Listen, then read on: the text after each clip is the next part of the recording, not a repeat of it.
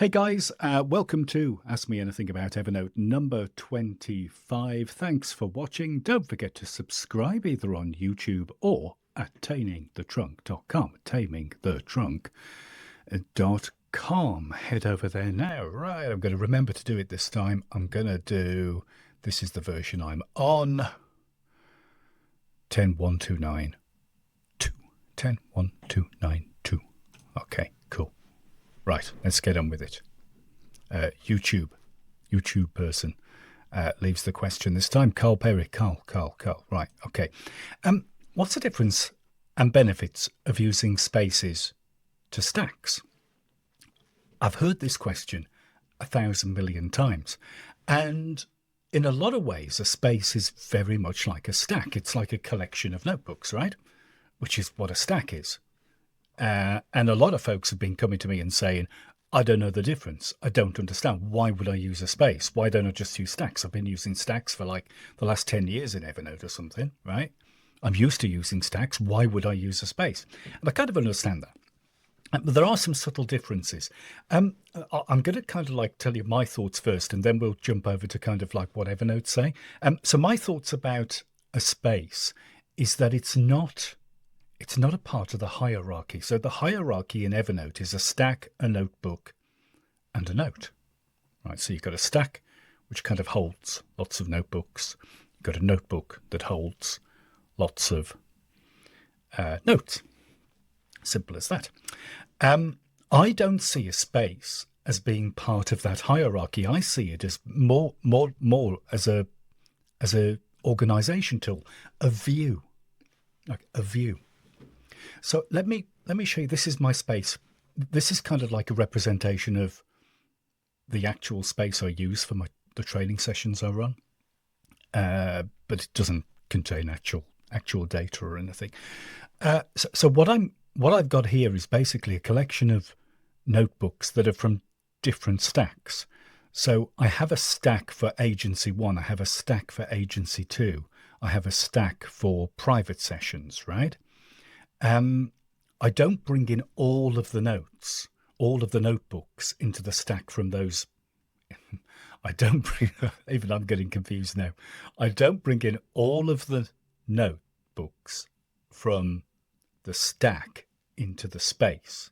Okay, only select ones that I want, because the training space is kind of like my live space. It's where I run current training sessions and things like that.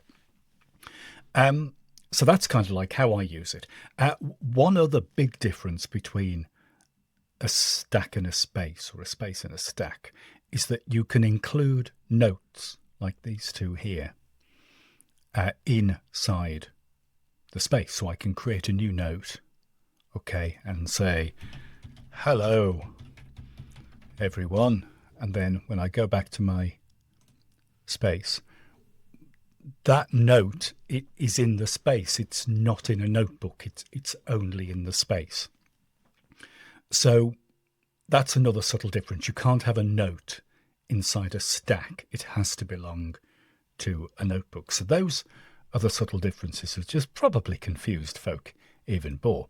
I'm going to bring up a stolen image from the Evernote, one of Evernote's recent blog posts, which kind of explains a little bit more about kind of functionality, I suppose. So if we look at pinned content, for example, you can pin notes in a notebook. You can't pin notes to the top of a stack. Okay, you can pin notes in a space, and that's useful. I found pinning notes in a space very, very useful. So if I flip back to my space again, in my actual live space that I use on my day-to-day Evernote account, there's probably a second column as well of pins, and I've got lots of different door codes for lots of different rooms and stuff like that. So I find the pin notes thing very, very useful. Okay, so sortable. Okay, so you can sort notes. You can get a note list like this note list here, and you can hit the sort thing, and you can sort it by various things. You can sort in a kind of like in a notebook, no problem. In a stack, you can't do any sorting. in a space, you can do sorting. Okay, so if we head back into our space, we've got some sorting there, which we can kind of do if that's useful for you. And the big one, I think, is shareable. So you can share an individual notebook with somebody, but you can't share a stack. So you can't share a stack of notebooks, but you can share a space. And that's very useful. So when you head into your space, if you share it with an actual person, okay, so you need to give the person's email address for their Evernote account, right? You can share your space with them, and all the content in the space, the notes, the notebooks, the content in the notebooks, absolutely everything becomes shareable to them. It's really useful, especially for kind of like personal spaces. You know, if you've got a space for your kids or a space for the house or whatever it is.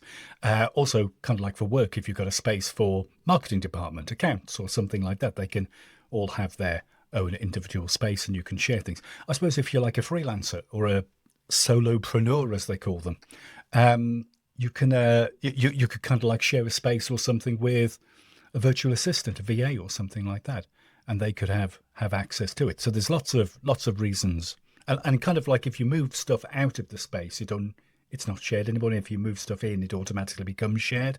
So it's kind of nice and fluid.